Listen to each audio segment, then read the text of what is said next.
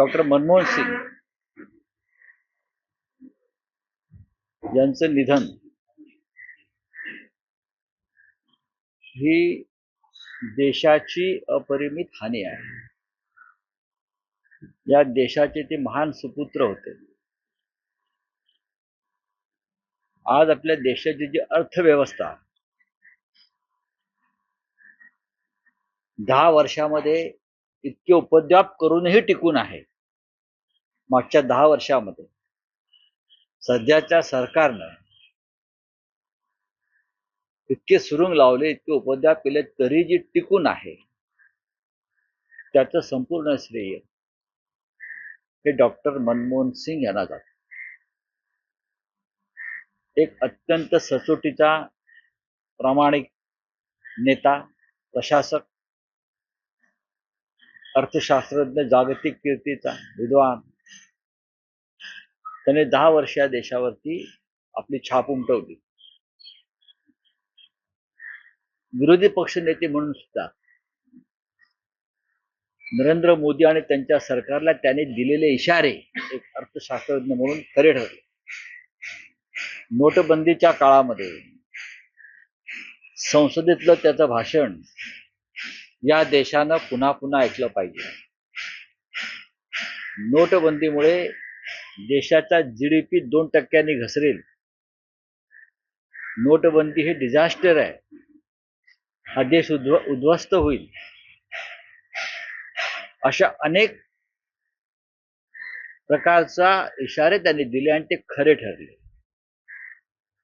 मनमोहन सिंग हे विकास पुरुष होते.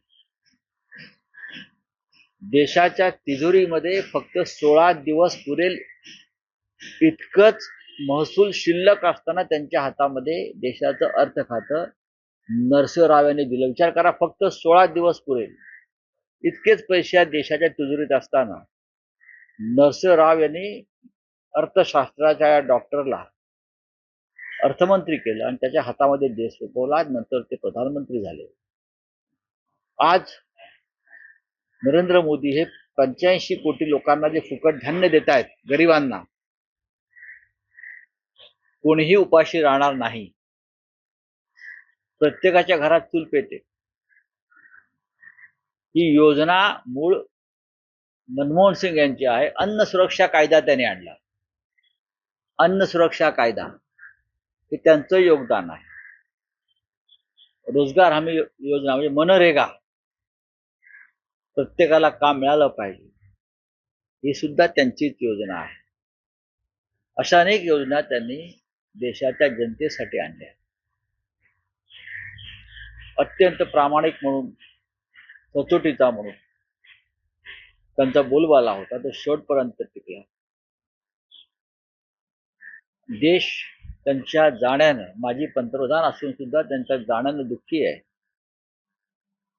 मुंबईवर त्यांचं विशेष प्रेम होतं, कारण ते रिझर्व्ह बँकेचे गव्हर्नर म्हणून मुंबईत त्यांनी काम केलं.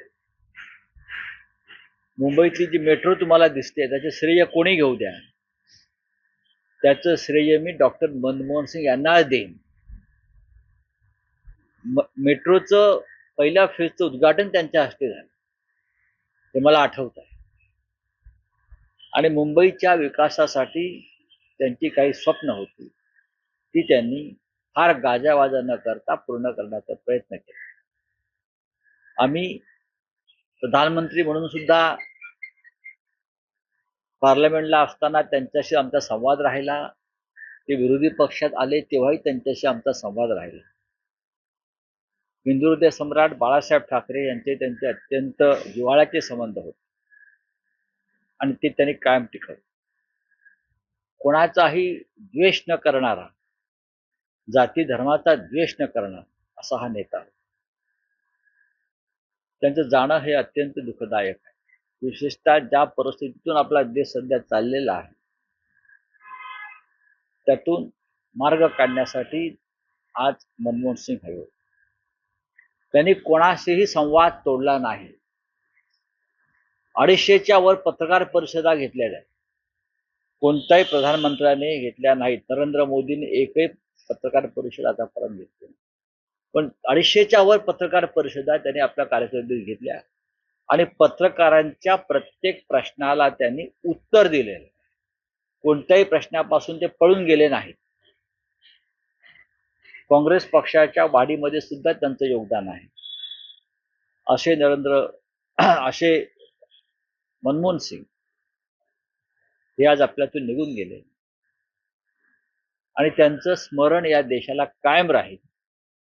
कारण संकटात सापडलेल्या देशाला आधार देण्याचं काम त्यांनी केलं. आम्ही सातत्यानं जेव्हा ते संसदेत यायचे, प्रधानमंत्री म्हणून यायचे आणि फार मोकळेपणानं वागायचे. आताच्या किंवा आधीच्या कोणत्याही प्रधानमंत्र्यासारखा त्यांचा बडेजाव नव्हता.